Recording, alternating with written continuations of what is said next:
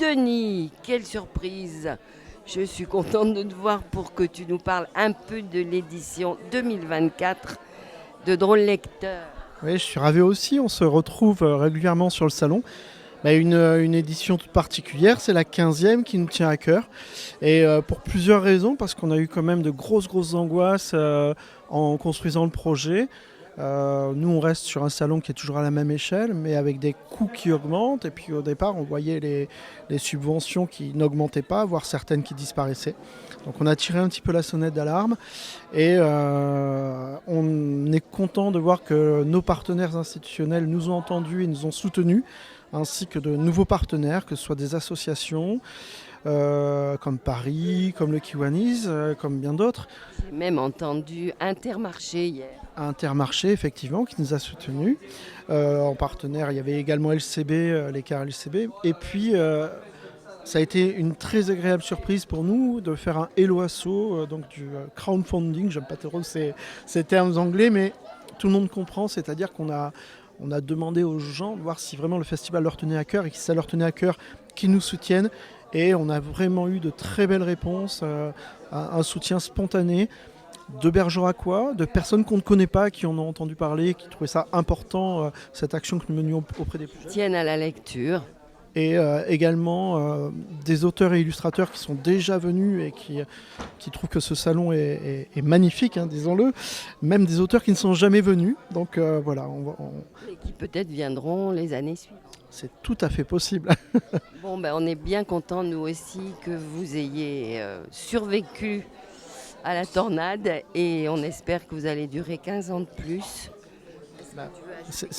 C'est tout ce qu'on souhaite. On remercie évidemment tous les libraires, les éditeurs, les auteurs qui viennent. Et je crois que ce qui est important vraiment, c'est le grand merci à tous les bénévoles qui aident à la construction du festival, parce que je crois qu'aujourd'hui, c'est pas que du financier, c'est aussi de l'investissement personnel.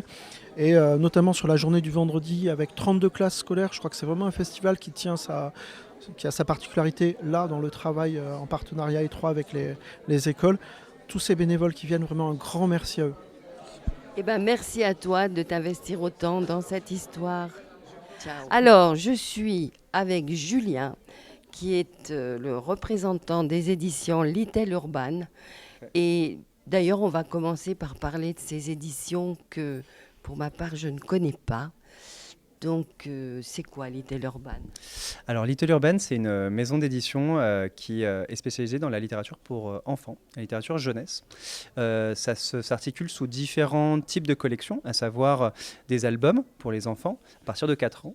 Et ensuite, on va un peu monter l'échelle et sous différentes formes, sous différents âges. Donc, on a des romans plus 12, on a des grands cherche et trouve, on a des livres documentaires, et voilà, sous plein de formes différentes. D'accord, et vous êtes... c'est vieux comme édition ? Ah bah non, on va fêter nos 10 ans l'année prochaine, donc on est plutôt jeune. D'accord.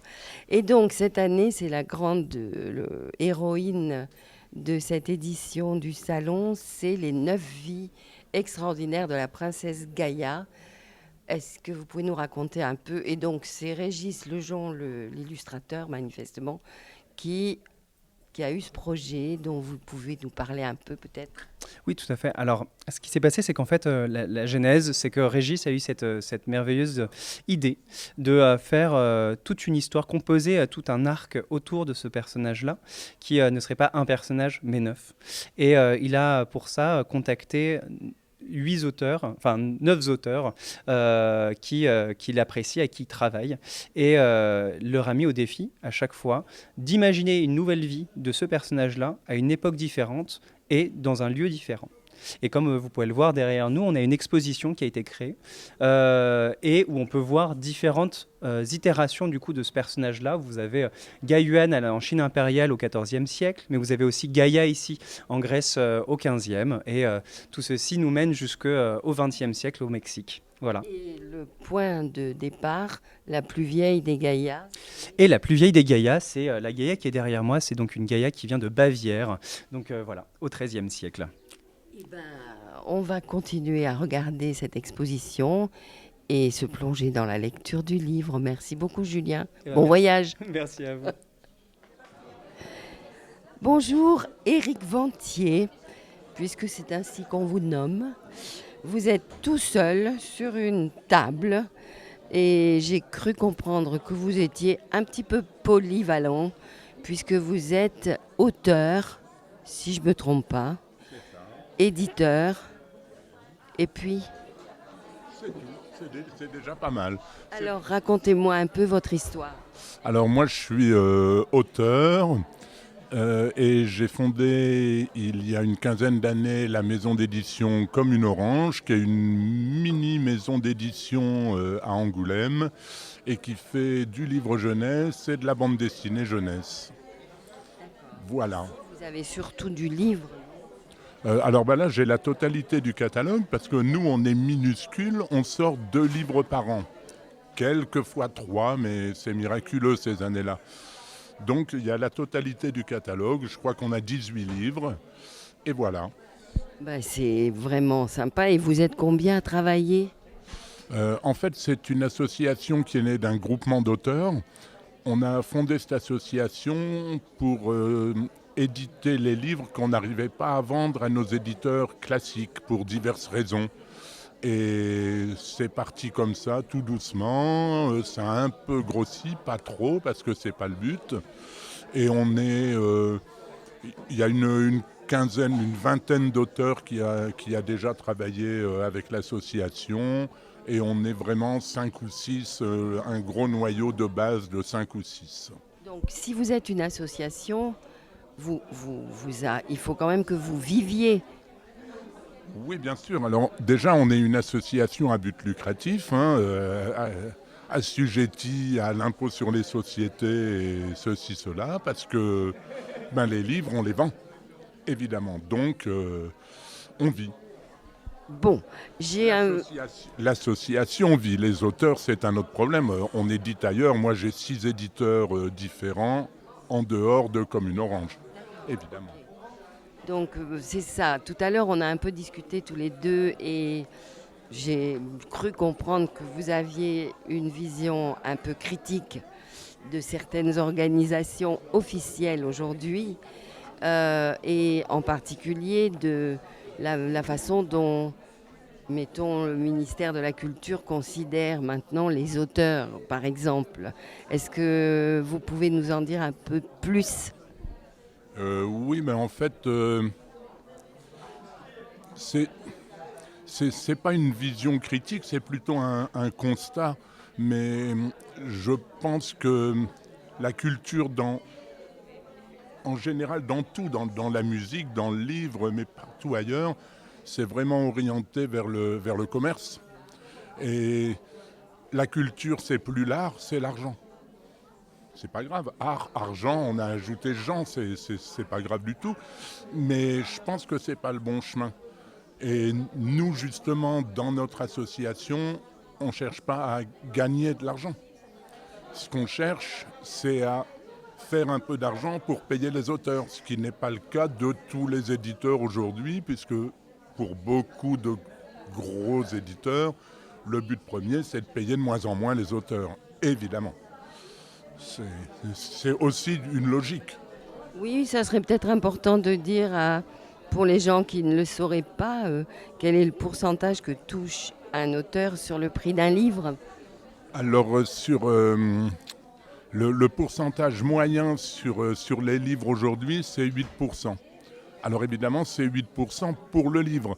Donc dans le livre illustré ou la bande dessinée, où on est souvent deux, ça fait 4% chacun.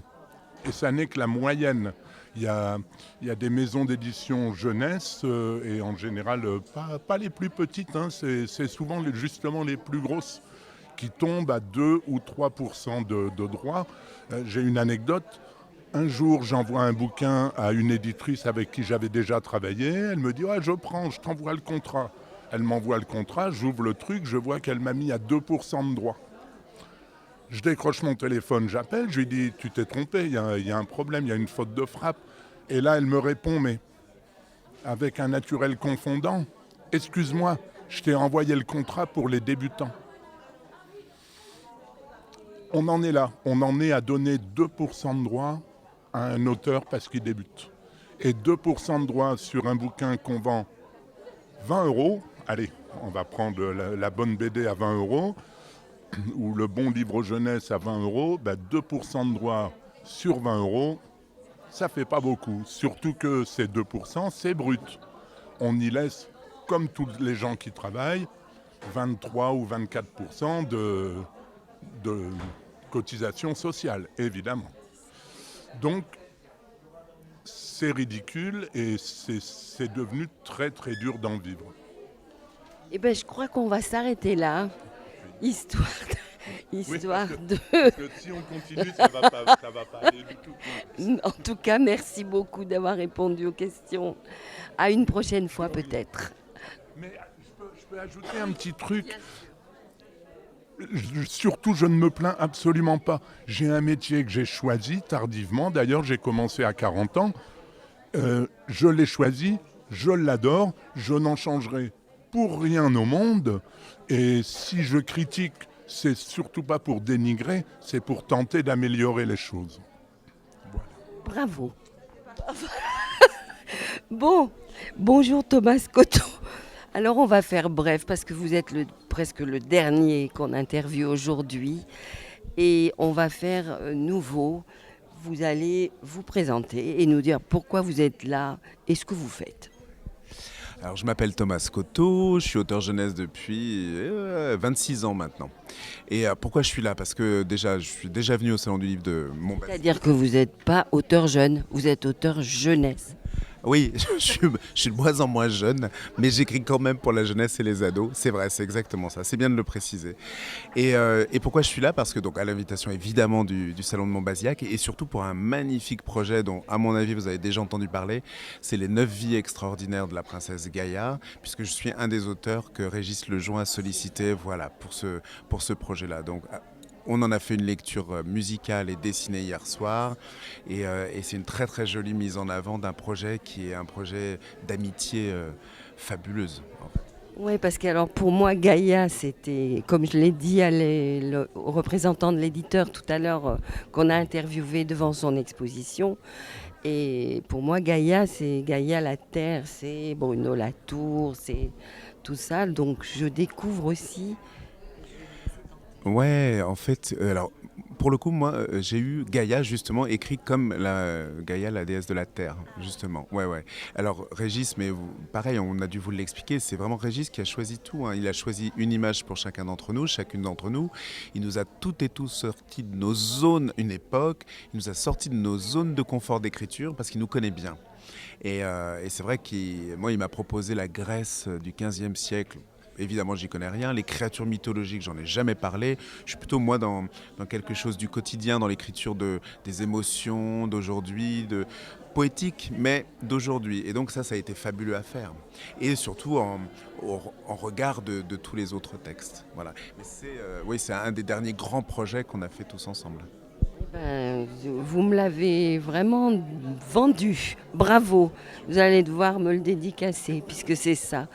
Est-ce que vous aurez quelque chose à ajouter sur ce salon? par exemple. Ah ben oui, mais je pourrais ajouter pendant des heures entières sur ce salon.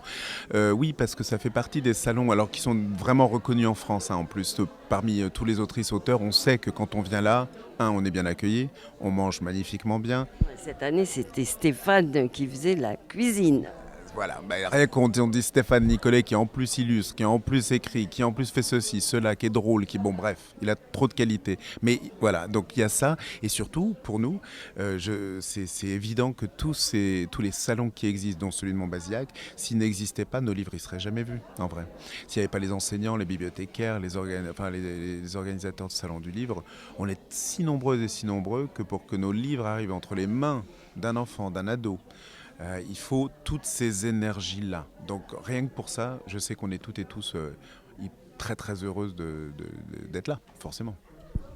Vous vous complétez vraiment bien avec Monsieur Ventier qui a été interviewé avant. C'est parfait de finir par cette vision optimiste. Merci beaucoup Thomas. Bonjour. Alors, ce n'est pas l'illustrateur, auteur, ni l'éditrice que je viens interviewer, c'est juste le chef cuistot du salon 2024 Drôle Lecteur. Et j'aurais aimé connaître un peu les menus que tu as infligés à tout ce beau monde. Alors en fait, les menus sont tous imaginés par Denis Lefranc, qui a vraiment un grand talent et une grande organisation. Le président. Hein. Le président, tout à fait. Et nous, on n'a fait que les appliquer. Bien sûr, on y a mis un peu notre grain de sel, quelques épices non prévues, tout ça. On a pris un peu de liberté. Mais c'est parce que la partition de départ était très bien écrite qu'on a pu faire un peu d'impro comme ça. Ouais, donc c'était bien. Et donc, est-ce que tu peux me citer un des plats qui a le plus enthousiasmé les clients ? Bien, c'est un peu comme pour les enfants. Les auteurs aiment beaucoup les lasagnes. Donc je pense que les lasagnes, ça a très bien marché. On a eu beaucoup de compliments. Je pense que c'était pas obséquieux, que c'était sincère. Donc c'était cool. Ouais. Merci Stéphane. Et alors à la prochaine pour une interview sur un thème différent par exemple. Forme-toi pendant l'année. Hein. Allez, ciao. Véronique, bonjour. C'est un atelier ici de la Nouvelle Galerie au sein du Festival Drôle Lecteur. Est-ce que tu peux nous expliquer ce que la Nouvelle Galerie a organisé dans cet atelier ? Alors, on a imaginé à partir du livre phare de Régis Lejon, donc La 9 vies de Gaïa, de prendre, comme on parle des 9 vies de Gaïa, de prendre 9 illustrations représentatives du livre, de les détourer et de laisser aux enfants loisir avec des feutres, avec des crayons de couleur, d'imaginer quelque chose à partir de ces dessins. Donc il y a 9 types et on peut voir pour l'instant, il y a eu 2 ateliers depuis ce matin, donc ce que les jeunes ont déjà, les enfants de tout âge, petits et moyens et ados, ont pu réaliser.